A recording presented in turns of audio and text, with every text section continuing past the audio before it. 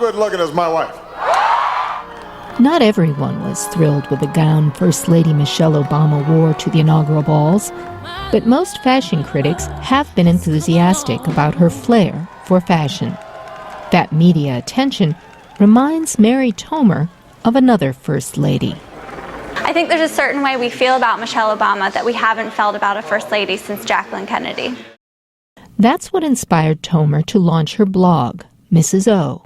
It led to the publication of her book, Mrs. O, The Face of Fashion Democracy. The blog features an update nearly every day with what the First Lady was last seen wearing. It averages 10,000 hits a day, with visitors from more than 200 countries. And I think they're just inspired to see a very kind of modern, fashion-forward, normal woman in this fantastic role and platform. The First Lady's press secretary said she could not comment on Mrs. Obama's fashion. But the First Lady has used her platform to address a number of issues, from support for military families to women's health. And I don't think anyone here would be surprised to learn that a recent study found that 1/3 of all women have either used up savings, taken on debt, or given up basic necessities just to pay their medical bills. And from children's fitness to organic gardening. I've never come across anyone who's only interested in Michelle Obama's style. We're interested in the composite woman and her accomplishments as a mother, wife, professional, and kind of captivated that she can pull it all off with such a fantastic sense of style.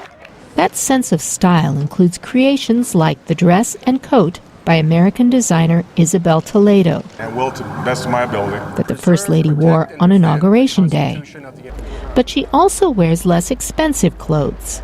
The outfit she wore to 10 Downing Street was from J. Crew.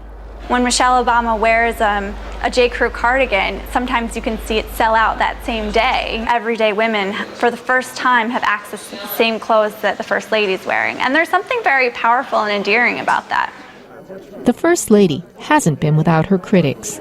Some said wearing a cardigan to meet Queen Elizabeth was inappropriate. the First Lady of the United States. And her bare arms in winter at the president's first address to Congress were controversial. Michelle Obama wore a sleeveless Narciso Rodriguez dress, and some felt that that was controversial for the season and the setting in particular. I think, though, a lot of women see Michelle Obama's fabulously toned arms as a point of inspiration. Her toned arms are once again being shown, this time on the cover of Glamour magazine. But she's being recognized not for her fashion sense, but for being a mentor to young women, something she did before when she was a practicing attorney. Susan Logue, VOA News, Washington.